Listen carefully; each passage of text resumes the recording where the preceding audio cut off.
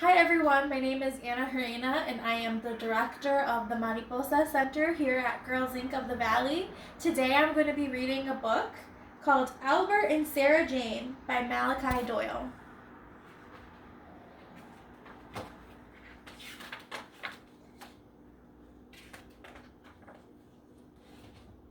Albert and Sarah Jane were the very best of friends. Their favorite thing to do was curl up in a great big cat-dog cuddle by the fire. But there was one thing Albert liked even better than that, and that was eating his yummy, scrummy crunchies from his big blue bowl. And there was one thing he liked even better than that, and that was eating Sarah Jane's even yummier, scrummier fishy nibbles. He'd steal one or two from her little red bowl when his friend wasn't looking. They always tasted so much better than his own. But one morning, while Sarah Jane was out and about, Albert got a little carried away with his nibbling.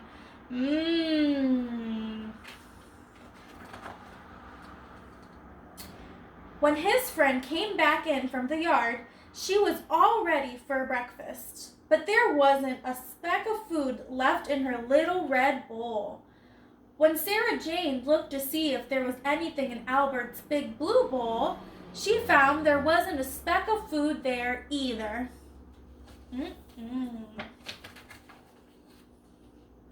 She went to ask Albert why there wasn't any food to eat, but he was fast asleep in his basket. That's odd, she thought. I'm sure he's fatter than usual, and I'm sure he smells all fishy too. You've been eating my food, you naughty dog, hissed Sarah Jane, arching her back. But Albert just snored and ignored her.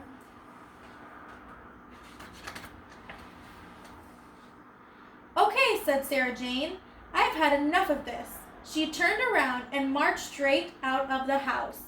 Albert opened one eye and saw Sarah Jane leaving through the pet door. She'll be back, he thought. She always comes back.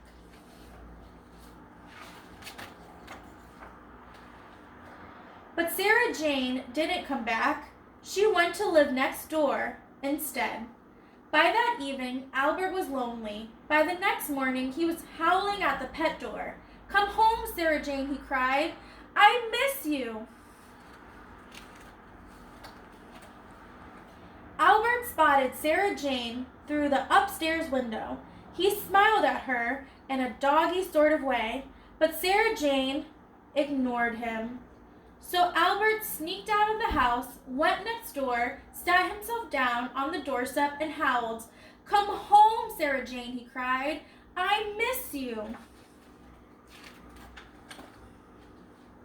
Stop howling, you naughty dog, hissed Sarah Jane, coming down to see what all the fuss was about. But I'm sad and lonely, said Albert. I want a great big cat-dog cuddle by the fire. Well, the food's better over here, and nobody steals it, said Sarah Jane. But it's lonely here, too, without a big, smelly lump of dog to snuggle up to. Me, asked Albert. Yes, you, said Sarah Jane. Do you miss me, too, asked Albert. I do, said Sarah Jane. Well, I'm sorry, said Albert. What for, asked Sarah Jane. For gobbling up all your fishy nibbles, said Albert.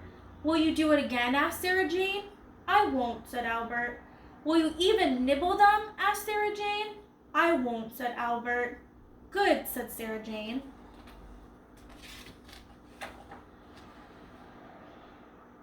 So she marched back home, and Albert marched back home beside her. They had a little nibble from the red and blue bowls, and then they curled up together in a great big cat-dog cuddle by the fire and fell asleep. The end. Thanks for coming along with me while I read this book. I hope everyone is staying safe and happy and healthy in their homes, and I can't wait to see y'all once again. Bye, have a great night.